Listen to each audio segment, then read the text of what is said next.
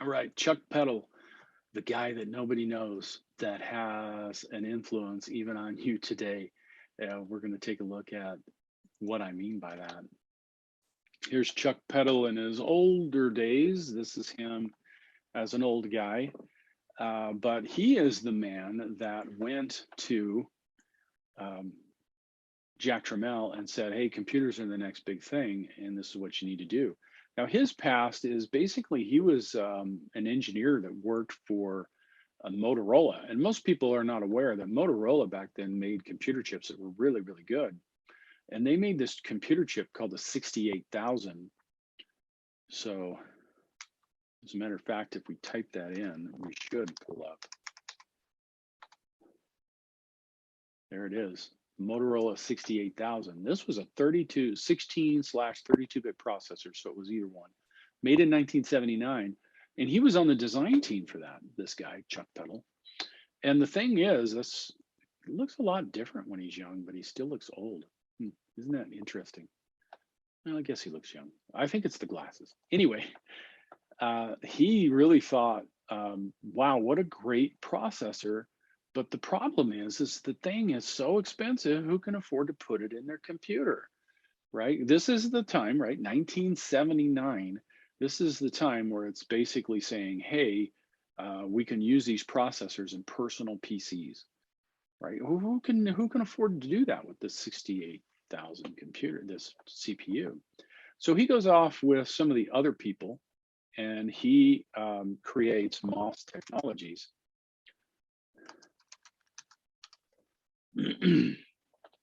So MOS Technologies is, of course, the one that is started by this Alan Bradley, but is the one that's bought out by Jack Tramiel. And so when he buys it out, then of course Chuck Peddle comes in and says, hey, look at this. This is the next thing. Well, they had made this really, really awesome processor, the 6502 processor, and it was super cheap. They're selling them for like $100 compared to thousands of dollars. Not joking. This thing affected so much, 6502, that if we type that in, look at that. Look at what comes up.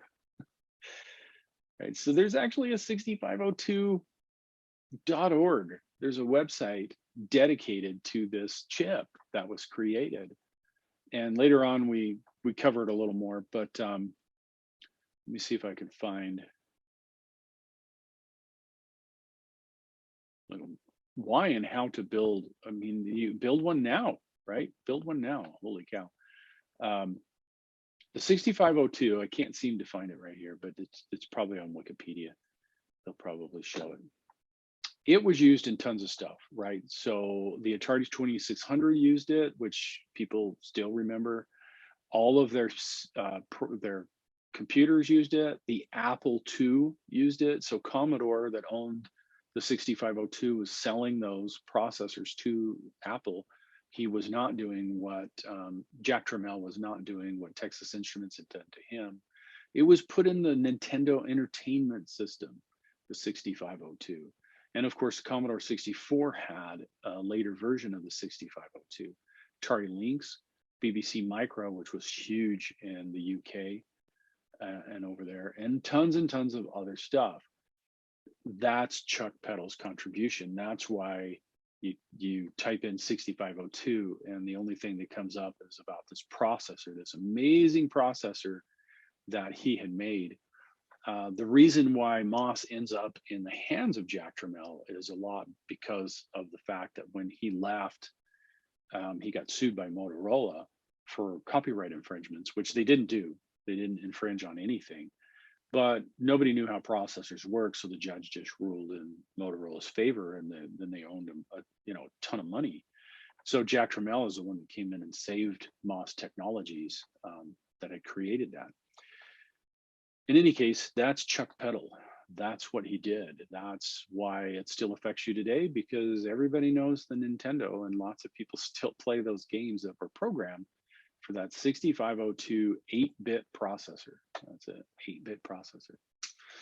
Anyway,